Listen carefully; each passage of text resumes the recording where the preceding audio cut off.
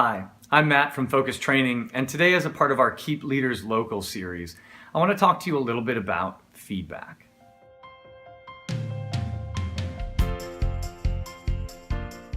Now we know that the number one reason that talent leaves an organization is because of a poor relationship with a manager. So what can managers do to help employees feel supported, valued, and confident? One of the best answers is feedback.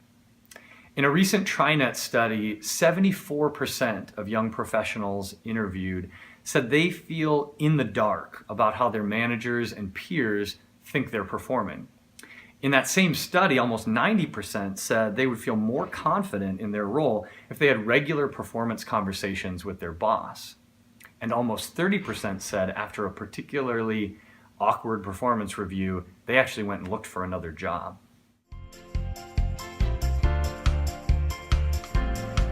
An example from my own experience came up recently. In a team of managers that we were training, one guy came up and talked to me about a performance conversation he had been avoiding. One of his salespeople had some personal grooming issues, and it was starting to cause concern in client meetings.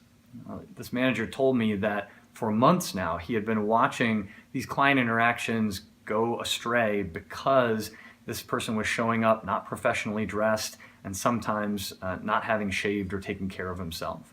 And the irony of this was it kept going on, damaging client relationships, and he still couldn't bring himself to sit down and have this conversation that he thought was really awkward. It's not always that awkward a conversation, but we could still avoid it just because the idea of giving feedback feels hard. Even broaching a conversation about poor metrics can feel like we're heaping blame on someone or criticizing them. But we need to do it to be effective leaders and managers. So what can we do to be more effective at it? Well, here are a couple quick best practices to think about for yourself. First, prepare. More than half of the millennials surveyed in that recent study said that they believed that their managers were not prepared for their performance review. They can feel it. And as a manager or a leader, you know if you haven't done your due diligence in advance, you're coming in making things up off the top of your head, it's not effective, it's not concise, and you aren't making the impact that you want. So take a little time to prepare, even if it's just 30 seconds to frame your thoughts. Next, stay on target. Be sure you know what the performance outcome is that you want to see shift so that you can keep that conversation focused and tight. You don't want to talk about all the things they could do better, and you don't want to talk about other employees or be comparing or contrasting, but rather to focus specifically on a behavior you want to see change or improve. And show up with evidence. As you're preparing, be sure you're coming up with examples or specific metrics that you can share to say, I've seen you doing this and the result is X.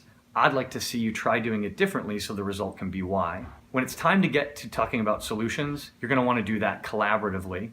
A lot of managers go into performance conversations with an idea in mind already about what the employee needs to do to improve, and that's okay. But you want to give the employee a chance to come up with some of their own solutions and offer their own perspective and suggestions. By collaborating on the solution or behavior change, you're more likely to get buy-in and commitment to make that happen, and your results will be better.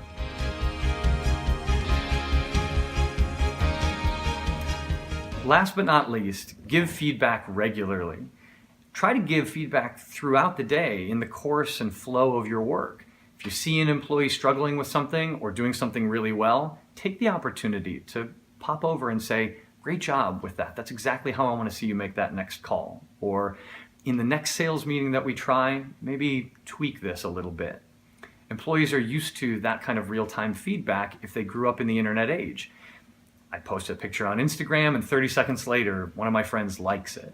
So that kind of immediate feedback is welcome and in fact in demand. If you give feedback regularly enough, you will start to become more comfortable with the idea of giving feedback, and your team will become more comfortable getting feedback from you and acting on it immediately, which is what allows you to leverage feedback into real coaching. These are just some of the ways that you can improve the way you give real-time performance feedback to employees. Helping your people understand their performance regularly and with clarity is just one more way that you can help keep leaders local.